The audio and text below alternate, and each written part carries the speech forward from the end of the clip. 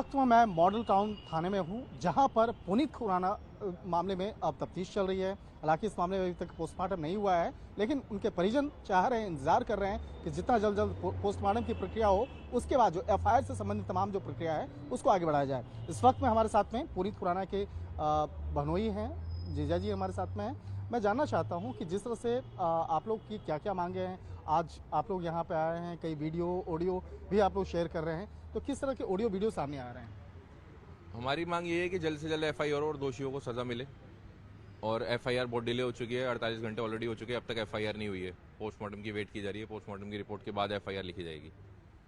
और यही हमारी समस्या है कि जल्द से जल्द एफआईआर लिखी जाए। इसमें सुमित जी बहुत सारे ऐसे ऑडियो वीडियो भी जो है सामने आ रहे हैं, और उस ऑडियो वीडियो के बारे में मैं जानना चाह रहा हूं जो आप लोग आगे शेयर कर रहे हैं पुलिस वालों से भी।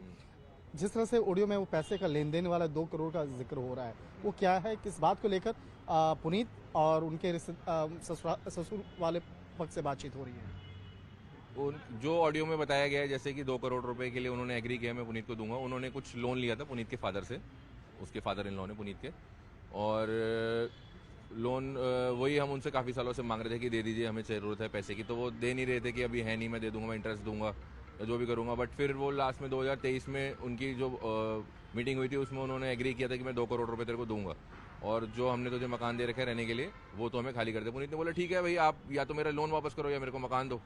तो जो भी उनकी सेटलमेंट हुई थी, बट बार बार प्रॉब्लम यही आती है कि वो बार बार अपनी सेटलमेंट से पीछे हट जाते हैं। जो भी वो सेटलमेंट करते हैं, हर 10-15 दिन बाद वो पीछे हट जाते हैं कि नहीं नहीं नहीं नहीं। और यही लास्ट में हुआ था जब इनकी उसकी डिवोर्स फाइल हुआ था। फर्स्ट मोशन में भी जो शर्तें रखी गई थी कि ये मकान पुनीत के नाम किया जाएगा, और जो भी सेटलमेंट हुई थी उसके अंदर वो सब चीज़ों से वो फिर मनिका बैक ऑफ कर रही थी। लास्ट में जो पुनीत की बातचीत हुई है उसकी एंड 30 तारीख को, उसमें भी वो यही कह रही कि आई एम बैकिंग ऑफ, मैं कुछ नहीं करूँगी, मकान भी नहीं दूंगी और तुम्हें सड़क पे ले आऊँगी, ना पैसा दूंगी। तो यही सब इसी मानसिक प्रताड़ना की वजह से उसने ये कदम उठाया पुनीत ने। आप परिवार के सदस्य हैं, कहीं आपको लगा था कि पुनीत आप लोगों से जब बातचीत करता था कि वो काफ़ी परेशान है, उसकी जो मानसिक स्थिति जो है वो बहुत ज़्यादा ख़राब हो रही है, कभी ऐसा फील हुआ, या आप उन सब चीज़ों पे डिस्कस कर रहे होंगे परिवार में आपस में?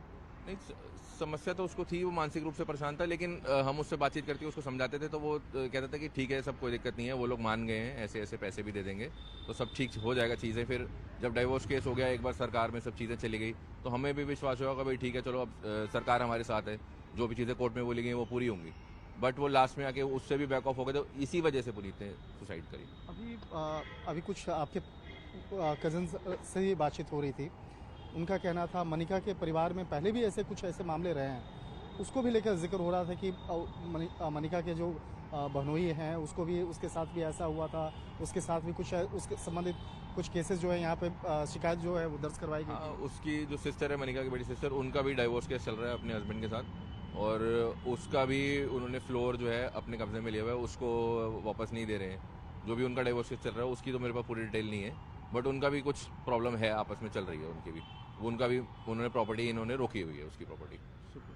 निश्चित तौर पे कह सकते हैं पुनीत खुराना का जो मामला है वो इस अभी मॉडल टाउन थाने में इस मामले की तफ्तीश चल रही है, पुलिस इस मामले में तफ्तीश कर रही है। लेकिन जिस तरह से परिवार के सदस्यों का कहना है कि इस मामले में जो पोस्टमार्टम की प्रक्रिया है उसको आगे बढ़ाया जा रहा है, जब पोस्टमार्टम की प्रक्रिया पूरी हो जाएगी उसके बाद ही हो सकता है कि इस मामले में एफआईआर भी दर्ज किया जा सकता है। लेकिन जिस तरह से इस मामले को बात करें तो इस मामले को लेकर अब देश भर में चर्चाएं हो रही हैं, क्योंकि जिस तरह से पुनीत खुराना ने आत्महत्या किया है, अब इस मामले पर विस्तार से तफ्तीश का जो दायरा है पुलिस कर्मियों के द्वारा आगे बढ़ाया जा रहा है।